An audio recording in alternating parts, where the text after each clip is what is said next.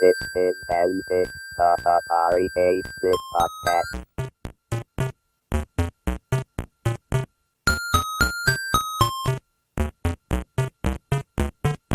A good game with lousy graphics doesn't sell, but a lousy game with great graphics will. This is Antic, the Atari 8-bit podcast. I'm Kevin Savitz. Winchell Chung worked at Avalon Hill Computer Games, where he was the Atari 8-bit computer programmer. He worked on the games Nuke War, B-1 Nuclear Bomber, Free Trader, Paris in Danger, and Vorrak.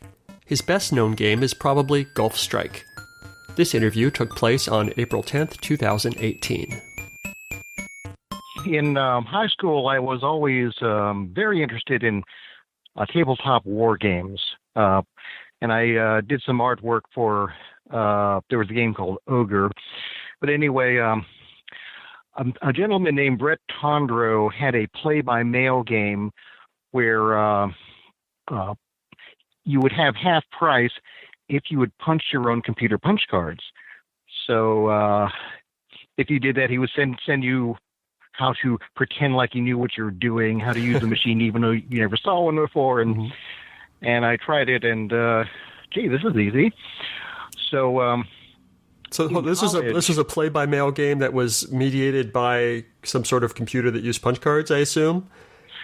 Yes, it was called a Galaxy 2 by Brett Tondro. And each command you gave to your Star Empire was in a single punch card. So it was part of it. I slowly realized that computers weren't as difficult as I've been led to believe. Now, in college, I got into making three-dimensional star maps, where instead of the map being flat, you actually know where the star is in three-dimensional space, so you can figure out which one is closest to which. I can do it on my pocket calculator, but it took 15 minutes to do each star. And one of my friends in college said, "Oh, why don't you write a computer program to do that?" And I thought, "Oh, that's too hard." It's, "Oh, nonsense. Here's how to do it." And it was easy. So unfortunately, it was too late to change my major from art major to computer major, but I still resolved to take as many computer programming courses as I possibly could. And it was there I learned about the classic Star Trek game written in the basic computer language where it prints everything out on the screen. The little asterisks was the stars, the letter E was the Starship Enterprise, and the letter K, those were the nasty Klingons. So there I got a chance to look into it and see how you write a game using a language like this. I could alter stuff, and so that's basically how I got into computers. Nice. So later I was working at a job called Estimation Incorporated, and then later when I was let go there, I noticed that there was a company nearby called Avalon Hill, which was starting a microcomputer game division. And I thought, I went in for an interview, but they said, "Well, we want to see some of your work," and I didn't have any. So in a great leap of faith, I went and spent some of my dwindling bank account to rent a TRS-80 computer for a week. And in that week, I wrote a game on the TRS-80 that was so good that not only did it got Avalon Hill to hire me, but they bought the game. Excellent. They never published it, but but at least I could prove I could work under pressure. And what was it called? It was called Chrono Combat, and it was never released. It was sort of a glorified Star Trek, but I had an innovative way of allocating your power between your shields, your screens, and your movement. I was using a triangular graph, but it was enough of an advance over Star Trek that it impressed the heck out of the microcomputer games division. So cool. So I was in. Nice. On behalf of our TRS-80 friends out there, does this still exist in any format? Sadly, no. I back in those days, computer media was dear, and I never. Well, when people went over from the 8.5-inch floppy disk to the little 5-inch ones, I sort of got rid of all my old media, and I'm afraid it was gone. It wasn't that big a game, but yeah, I'm a little sorry I didn't save a copy. All right, so you're hired by Avalon Hill, and they hired you to do what? What was your first day like? We're going to be supporting the Commodore 64, the Apple II, and the Atari 800. And eating me now, you're going to be doing the Atari 800. So sit down and let's get started. Had you seen one before? I'd never seen it before in my entire life, but I thought it looked. This looks snazzy. You know, TRS-80s is this giant gray brick, but this Atari, look at that beige coloring and those sleek curves, and this is nice. Now to fit a game into this, we had to just we required a full 48K of RAM, which is like the max. We did sell some of them on cassette tape, but oh man, that was just later we went fully to floppy disk because the tape was just too hit or miss getting it loaded in. Yeah. But there was a wonderful book by Chris Crawford called Day Ray Atari. Sure, all about Atari. You betcha.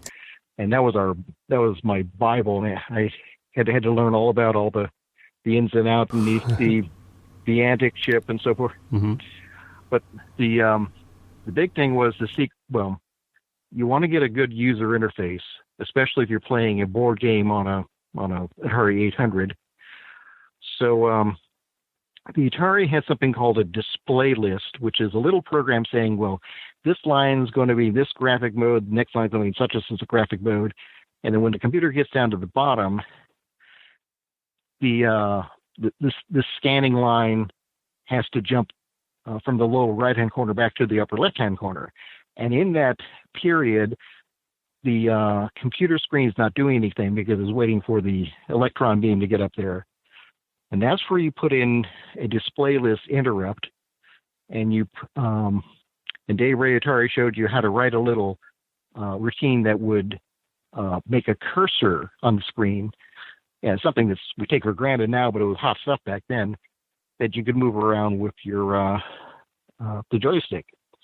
There's a little square. You move it over whatever unit you wanted to work with, and you press the red button, and you selected it. And then suddenly instant user interface, and that was sort of the basic of putting any board game onto the Atari. Now, getting the display list interrupt in there was strange because what you do is you write it in assembly language and then you convert that into a string of ASCII characters, and you put that string in your basic program into a variable, and then you set the interrupt so it calls the location of that string to run an assembly language program that's encoded in as a series of all these nonsense ASCII characters. Right. It's a really Rube Goldberg way of doing it, but since you're working with BASIC, you're kind of constrained. Yeah. So all of your programs, I believe, were in BASIC mostly, right? With these assembly language subroutines. Right. Okay. Now, the program I was working at the very end before Avalon Hill closed up their shop was I was trying to write it in a language called Forth. Mm-hmm. Pink Noise Forth, I believe. I was trying to write a game, translate a game called Panzer Group Guderian, which originally was a paper and cardboard board game made by SBI, created by good old Jim Dunnigan. Mm-hmm. But that fourth was supposed to be a lot more compact than the assembly language, but I guess if you know how to write it properly, but I didn't, it was turning out to be even bigger than a basic program to do the same thing. But before I could quite make it work, well, they shuttered the shop, and that was the end of my working at Avalon Hill. But before that, all the other programs I wrote, they were all in BASIC, yes. Okay. All right, so back to the beginning. What was the first game that they put you to work on? Was it assigned to you, or did you sort of pick it, or what? I was strictly a good little cubicle guy. We were given no choice. It was assigned to us, do it now, slave. And the first one was called Nuke War. And it was sort of a glorified battleship, where you call out coordinates and try to sink the cruiser or the battleship or so forth, mm-hmm. except you're using nuclear weapons instead of shells. But I did... the Atari has something they call sprites.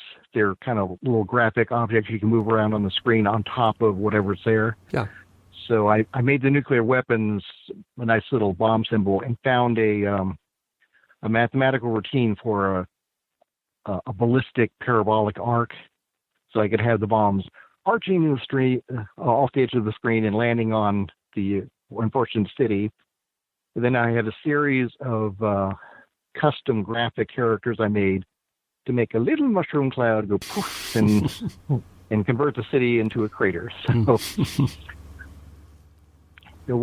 with the limited RAM we had, pretty much all of our graphics were done by redefining the character set.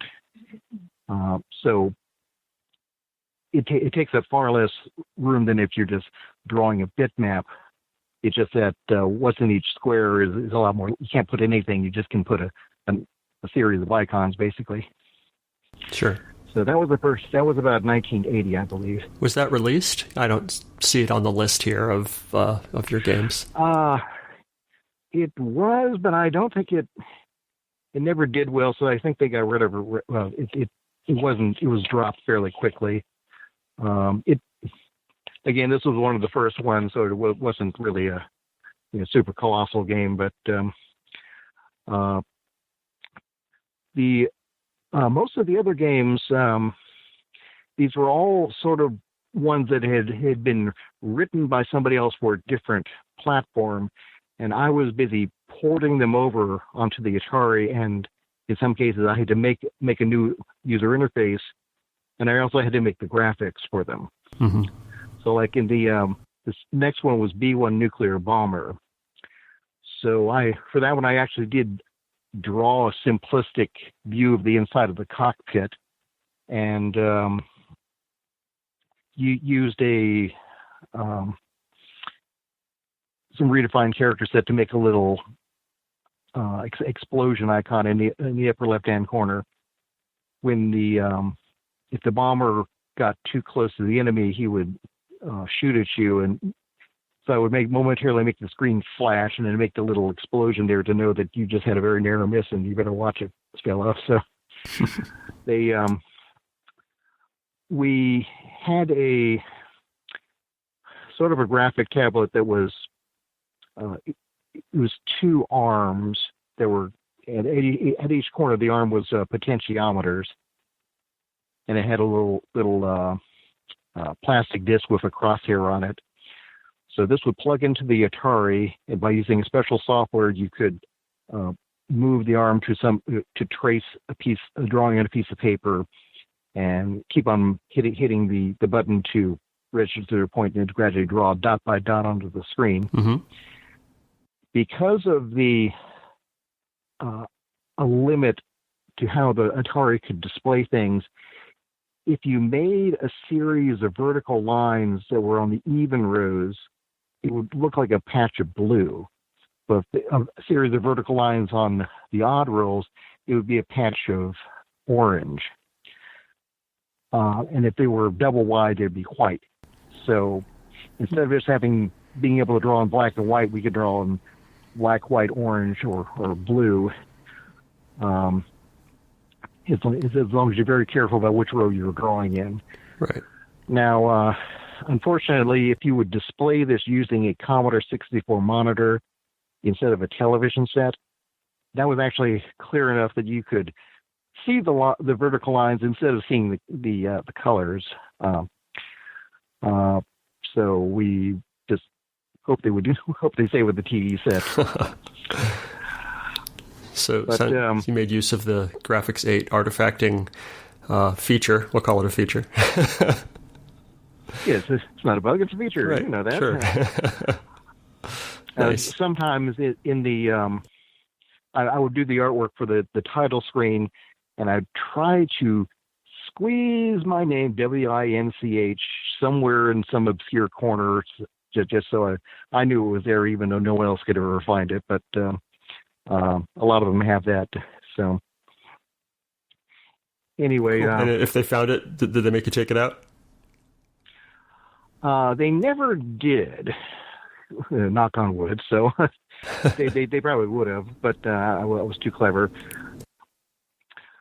Now, there was a game in between I didn't do the programming for, but I did the box art, the game called Gypsy. Stupid thing about some bug eating leaves, but the art department didn't like me very much because I did the drawing in about 3 hours, where they usually take a week. So they got a little, well, didn't do that again after that because they sort of felt threatened. I don't know why. But after Gypsy was Free Trader, which again was it was made by a gentleman named John Bell, and I was just putting the user interface. But the one that my boss was very interested in was Paris in Danger, because my boss was a big fan of the Napoleonic Wars. So I tried very carefully to make use of the artifacts to make flags of the various nations, and made a character font that looked all old-timey and like an old treasure map or something. And the trouble with that was when you would input your moves and the opponent would input their moves, and then it would execute them. But the map was far too big to fit on the screen all at once, and the people wouldn't realize what had moved. So my solution wasn't as good as I'd hoped.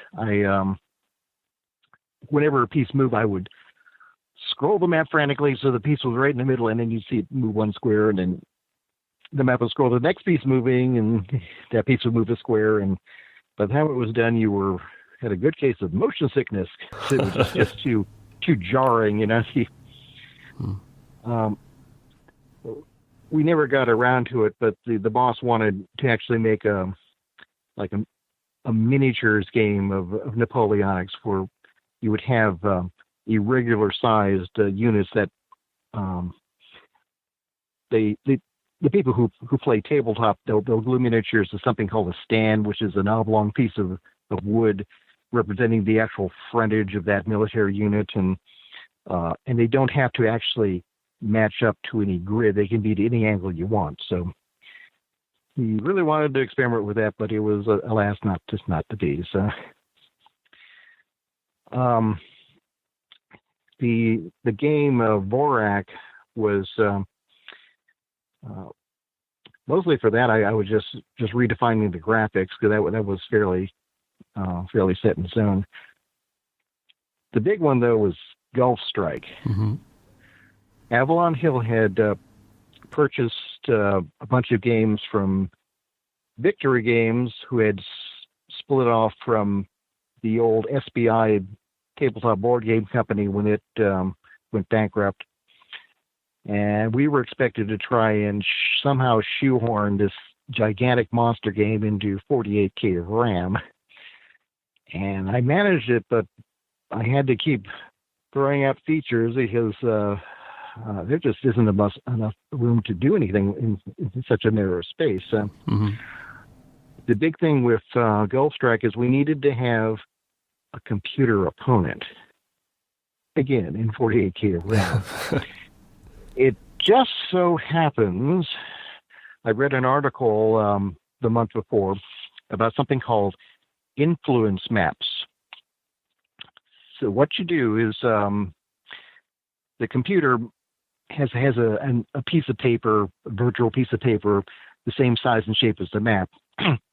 So it takes each of its units. So say this army unit has a strength of 5. So he'll write a strength of 5 where that army unit is. Then he'll reduce it by 1, so it's a strength of 4, and write that into the areas that are 1 square away. Then you reduce it again and do it in the squares 2 squares away. So gradually you have the influence that piece has on that area of the map. The further away, the weaker its influence is. And you do with every single unit you have, adding to what's there. So eventually the map has, anywhere there's a big number, that means you're really strong there. But anywhere with a low number means your influence there is very, very limited. Then you take the enemy units and you do the same thing, except instead of adding them, you subtract them. So if you got a bunch of enemy units and one strong unit, your influence might be really less because there's a lot of enemy units nearby. So now, when you've got the map, when it's time for the computer to move, he takes each unit and he looks at what does the map say its influence is in the square that he's standing on right now. If it's in his favor, he figures a lot of his fellow army units are right by him, along with him, so he adopts the brave strategy. The brave strategy means charge the enemy. It can, you use the influence map again, and you go try to move into a square where it's increasingly not in your favor, meaning you're probably getting closer and closer to the enemy. Of course, the reverse happens if it's sitting in a square where it doesn't have a lot of influence. It means you're probably all alone and there's a lot of the bad guys nearby, so you better adopt the coward strategy or run away. In which case you, again, go to squares that are increasingly more in your favor, and the pious hope is that all the other unit of your friends will do the same thing, so you gradually cluster together somewhere at a virtual rallying point. Now, if you look at this closely, what's actually happening is this is not really an artificial intelligence so much as it's reacting to what the human player is doing. It's doing just enough so it looks like there's some brains on the other end, but actually it's a really, really simple algorithm. It's not really smart at all, but what do you expect in 48K? Yeah. It was enough so the people thought they were actually getting something, and it was something that you could do in a very small amount of memory. So I was quite pleased with how it worked out, actually. So with that one, I also had to go with all the making the icons for the various map terrains, and ones for the units, and a nice little square for the cursor to select units. And once you select a unit and hit the button, there was the bottom 3 lines would give you details about what the unit was, who it belonged to, what its combat strength currently was, and what commands you'd been given to it, and all that other good stuff. So it was when you're dealing with an Atari 800, this is the world of limitations, because they're just, it doesn't have a lot of processing power, and it doesn't have a lot of RAM, but if you're real clever about it, you can do an amazing amount of stuff with it. And yes, we're drawing the map with various icons, but if you're use a bit of artistic talent with the icons, it looks pretty good, if I say so myself. Yeah. And that's where my training as an art student in college was a big help, because I could actually draw. So so those were the days.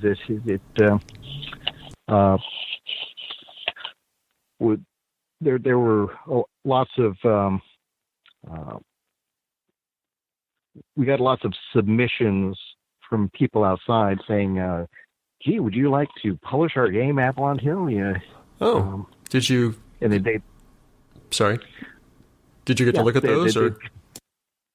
Yes. There was one that was, we dropped it soon. It was pretty disturbing. It was called People Pong. There was you control a tiny little narrow platform. You can make it go left to right at the bottom of the screen. And then they would throw in an acrobatic lady, and she'd go down, and if you got the platform under her, she'd bounce up in the air, and you move her around to the left, and she'd try to catch her, and she'd bounce up in the air. And if you missed, she would fall onto this pit of spikes and die. And we'd look and say, "Oh my God, we can't publish, what sort of sick individual would make something like this?" But, there's something for everyone in the screwy world, I guess. Sure.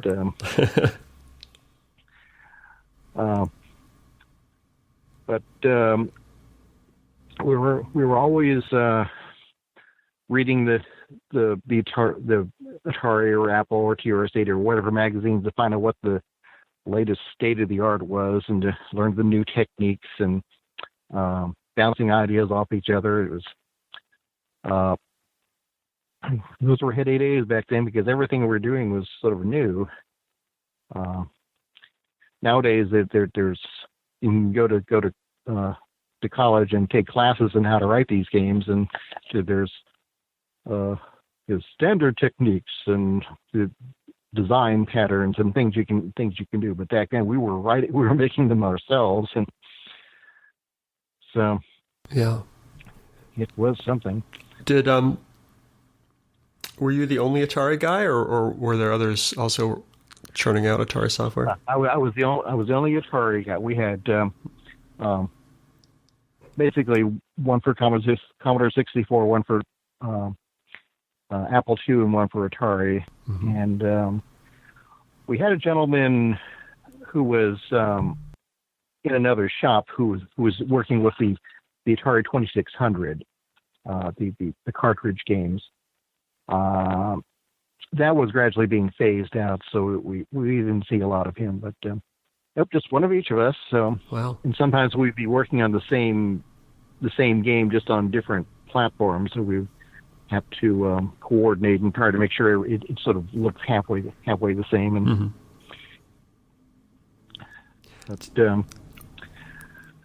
mm-hmm. there was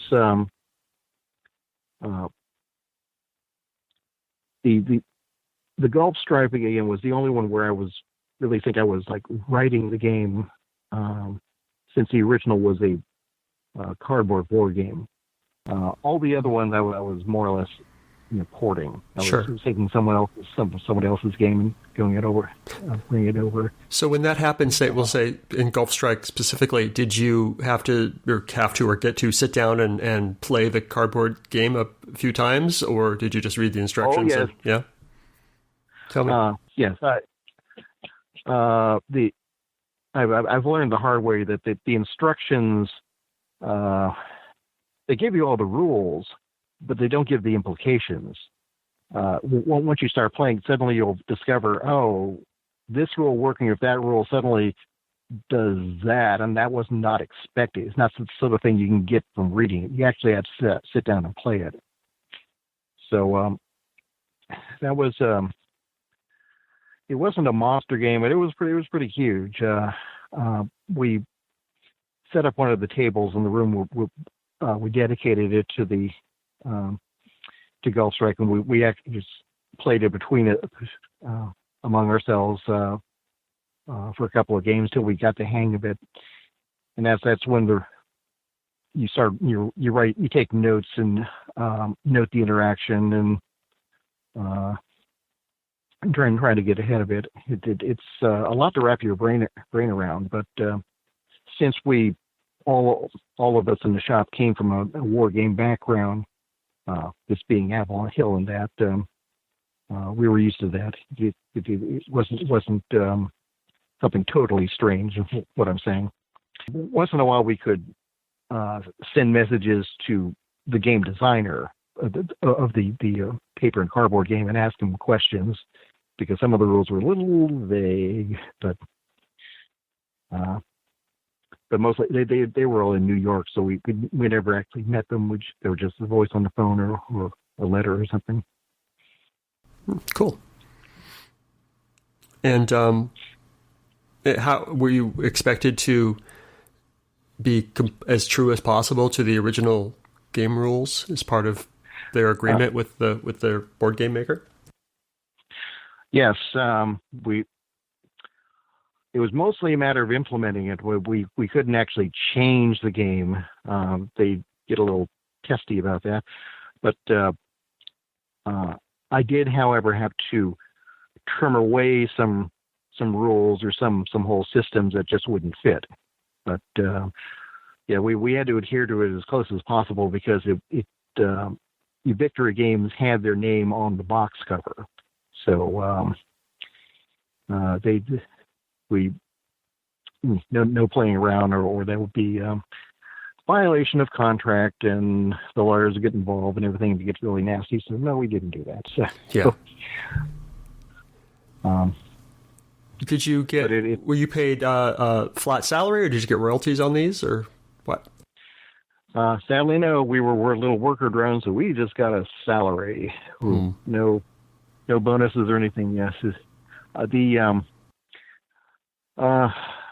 Eric Dott was the gentleman who was the CEO of Avalon Hill at the time, and he was a rather shrewd individual, and he had our contracts were very ironclad and very, very limited. So we just did whatever work was assigned to us by the boss, and that was that.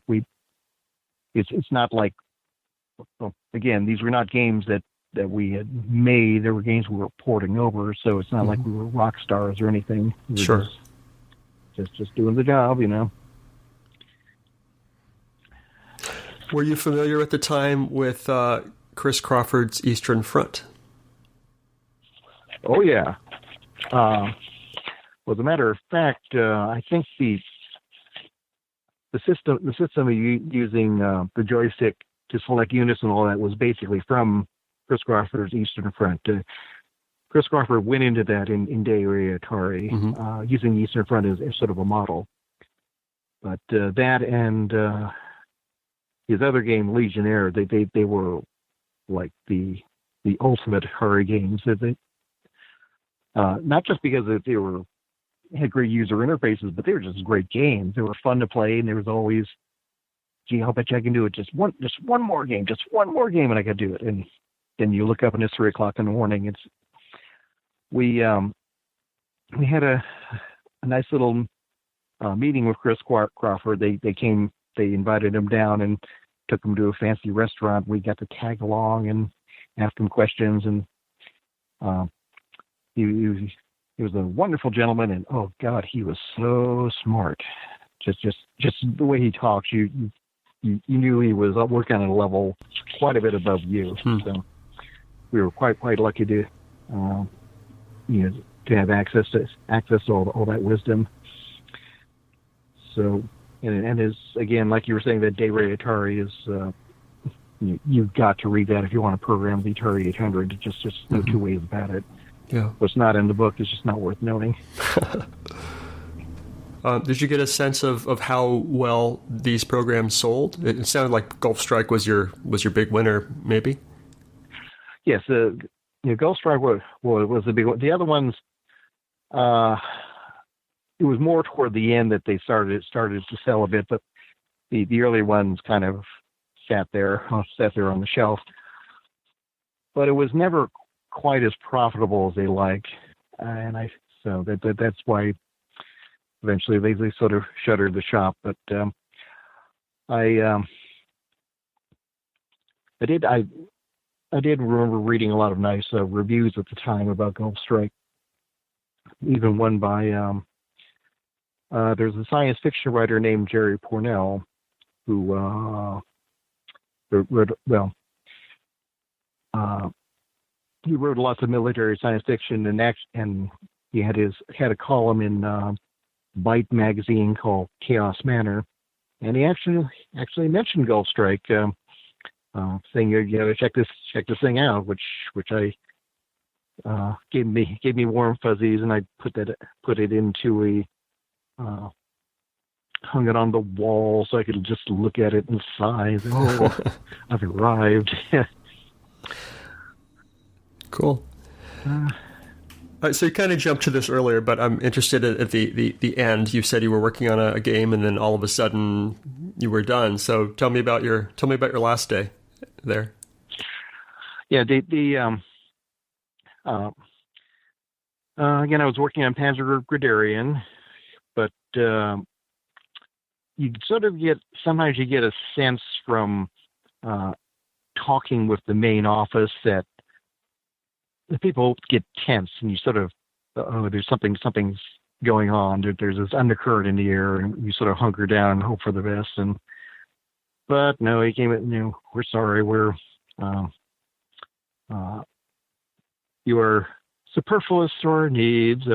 You've been fired, and you have to clean out your desk and all that. It was all very sad because we didn't know where we're going or if we're going to see any of our coworkers ever again. But the microcomputer games division just didn't make as much money as they hoped. And when they do a cost benefits analysis with how much they need for the shop and to pay the workers and how much money it's bringing in, well, it just wasn't worth it. It was a sad day, but it happens. I think later the various properties were sold off to another company, but by that I wasn't paying much attention then because I was too depressed. But anyway, that was it was a lot of fun while it lasted. We all went our separate ways, and I don't think I've seen any of the other guys in decades. So did you do any Atari software for other companies after Avalon Hill? Sadly, no. After that, I went to work at a place called Information Systems or Medicine, and he was all about this new thing called the Macintosh, and some working on the IBM. So never worked on Atari. Not for a commercial one. Again, I had on my own purchased an Atari 400, which I maxed out the RAM and got one of those replacement keyboards because the chiclet keyboard was worthless for my own use. And I would program that for my own amusement, but nothing that ever became a commercial product. So that was sort of the limit of my Atari programming. Mm-hmm. And what was your personal project? Do you remember? There was an old board game called Stellar Conquest. It was sort of the paper and cardboard parent of the games that they call 4X games. 4R games. The explore, exploit, extract, and all that. The ones where you start with a star map, and each player starts with one star with a little civilization, and you have to make an interstellar empire at the expense of everybody else. So I was trying to port this Stellar Conquest to the Atari, but making an artificial intelligence for something like that was just a little too beyond my capabilities, frankly, and far too much ran for an Atari, so that never really went anywhere from there. But I did make some nice graphics for it, though. Nice. Well, as it turns out, a good game with lousy graphics doesn't sell, but a lousy game with great graphics will. It's just because the graphics are what the it's kind of like the game players are jackdaws or crows. They're attracted to bright, shiny objects. So even if the object is worthless, they oh wow, look, it's shiny and it's bright. Oh, I love it. We did have one fellow who he was more of a contractor. He didn't really work in the shop, but and I've totally forgotten his name. He made games like Maxwell Manor and so forth. He'd actually written a generic game language and these cross compilers, so you can write the game once and then compile it once, and it's on the Commodore, or compile it again. It's on the Atari 800, and compile it the third time, it's on the Apple. So we were all astonished at how we could actually do this, but it was proprietary technology, and he wasn't about to let us look at any of the tools. So, yeah, if there were any bugs, we reported to them, and he would fix them. But hands off, guys. I apologize for not remembering his name, but it's been decades. No, it's been a long time. That's A-okay. Cool. So what do you do today? Oh, well, I'm sort of semi-retired now. I have a website called the Atomic Rockets website, where I sort of a clearinghouse with information for science fiction writers who want to get the science correct in their novels. If you Google Atomic Rockets, it should be near the top there.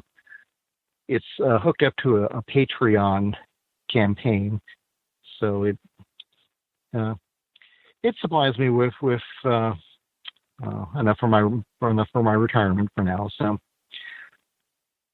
but I haven't done a whole lot of game programming. I've every now and again I try to get back up to it, but it just things have moved so much. I've been looking a lot at programming in the computer language called Python,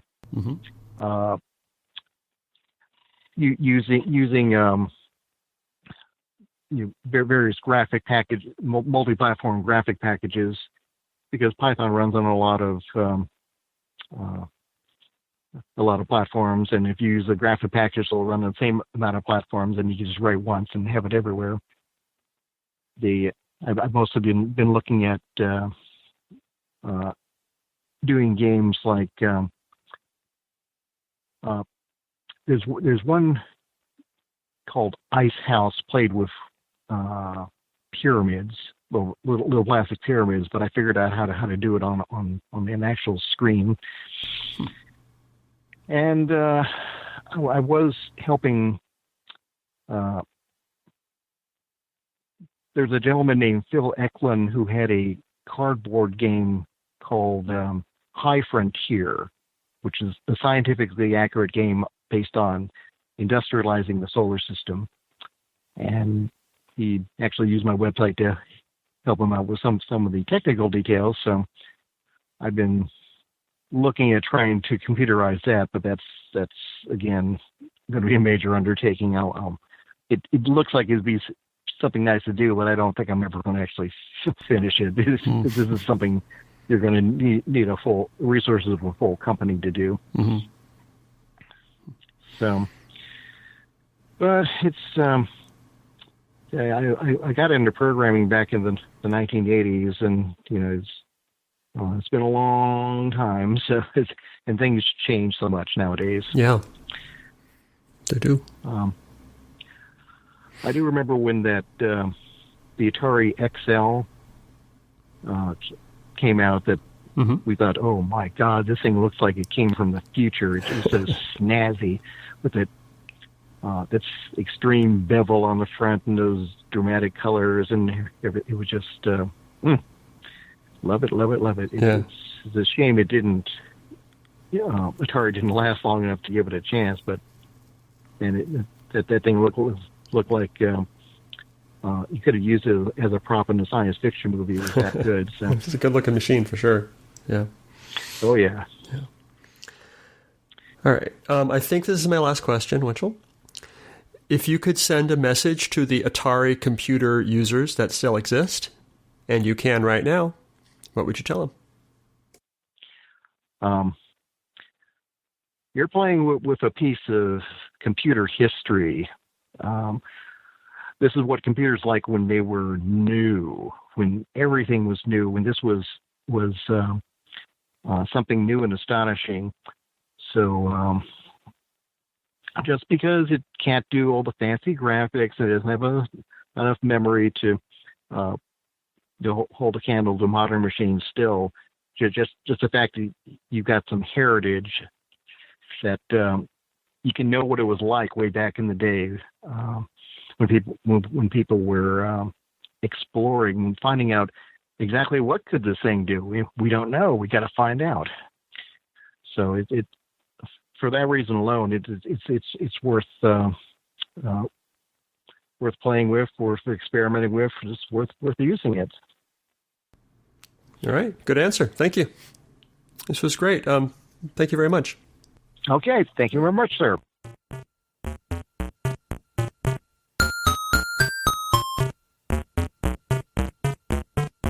If you enjoy these interviews and would like to contribute, there are two ways you can help. You can help fund these interviews directly by contributing to my Patreon. A small monthly contribution will help offset the expenses of making these oral history interviews. Contribute at patreon.com/Savitz.